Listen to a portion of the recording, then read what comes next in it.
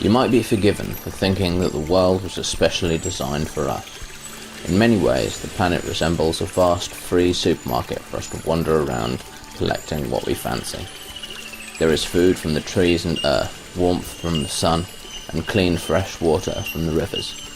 Everything that humans could need is just there, all around us, and for hunter-gatherers, it was easy and free. Food is an elegant system.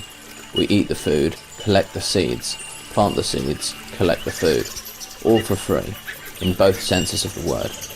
It is free from the control of people who might want to choose who is the resource rich and who is the resource poor. It is free as there is no involvement of money at any level.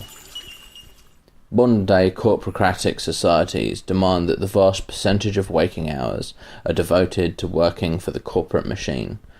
This was untrue of earlier societies, which were more in touch with nature and the land they lived on. Estimates place the working hours of the average human at that time as 2.5 days a week at less than 5 hours a day. This is the natural state of humans on our planet.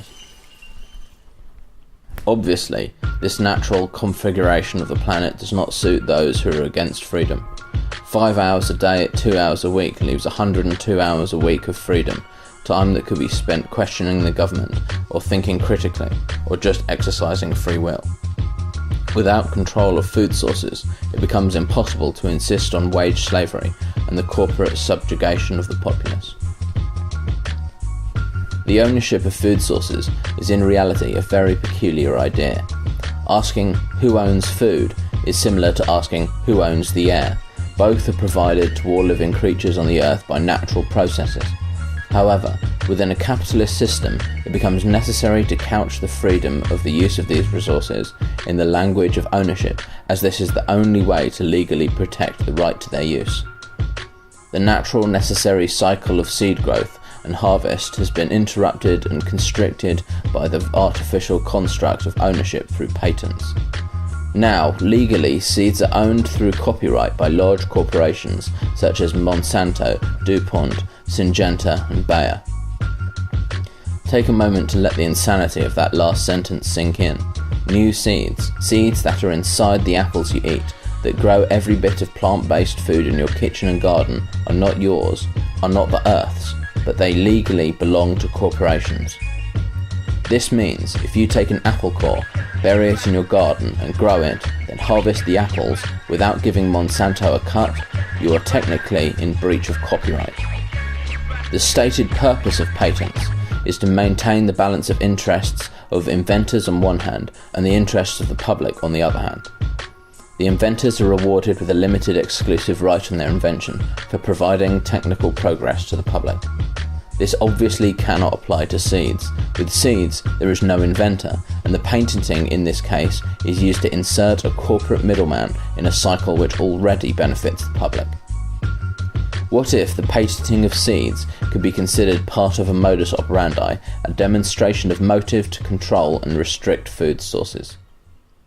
It is possible, though not legal, to keep seeds from last year's harvest and use them again, and despite companies like Monsanto suing farmers for doing just that, there is still a certain amount of freedom that the reality of nature provides. It is still physically possible to do, despite their best efforts. But what if there was a way they could make it impossible for any person on the planet to grow food from seeds without corporate involvement? Pollination is the process by which pollen is transferred from the anther to the stigma of the plant, thereby enabling fertilization and reproduction. Without a pollinator, such as an insect like the bee, the seeds do not germinate, and so the natural cycle is interrupted. Pollination is essential to continue the life cycle of flowering plants. Flowering plants are the basis of the food chain for most animals. If plants are not pollinated, then there will be no progeny, and all animals that depend on them would starve. Could it be possible that corporate interests have recognized the pollinating insect as their loophole for control?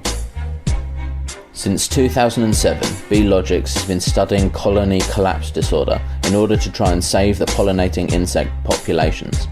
After several years of research, the verdict is clear that the cause of colony collapse disorder is GM pesticides as manufactured by companies like Monsanto. This could be a coincidence, but perhaps it isn't. Monsanto reacted to the findings by simply purchasing the company.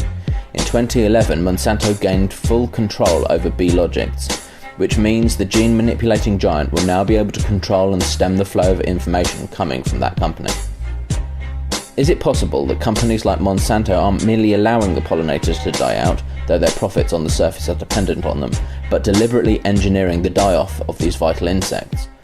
What could be their plan to continue production under tighter controls? In fact, Harvard School of Engineering and Applied Sciences are working on a technology that would allow this plan to work. If they are successful, which all signs say they will be very soon, then they would have in their hands a method of effectively controlling pollination of every food-providing plant on Earth.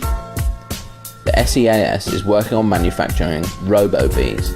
These are tiny flying robots controlled centrally that would take over the extinct pollinator's role in the natural cycle. Harvard's researchers Brian Cate and Karthik Dantu admit their robo-bees could one day autonomously pollinate crops using a system they've dubbed Karma, in their paper, Programming Micro-Aerial Vehicle Swarms with Karma.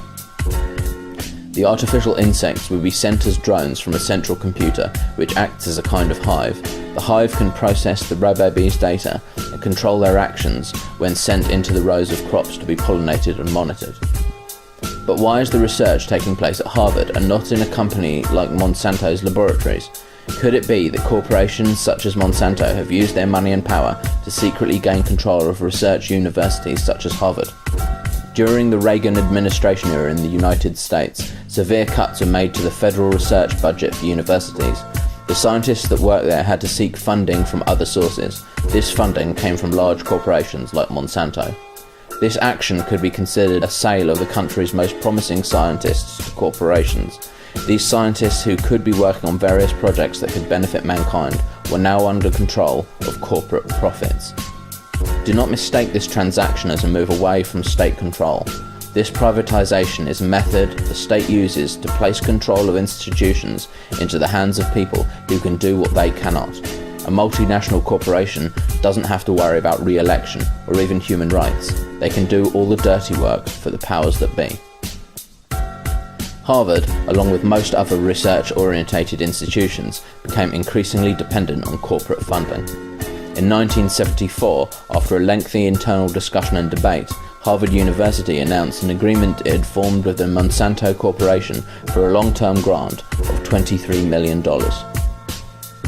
This state of affairs across the world has led many in the scientific community to complain that as corporate influence becomes greater, the field of science becomes less impartial, more and more willing to do what the corporation orders them to do, as they don't want to bite the hand that feeds them.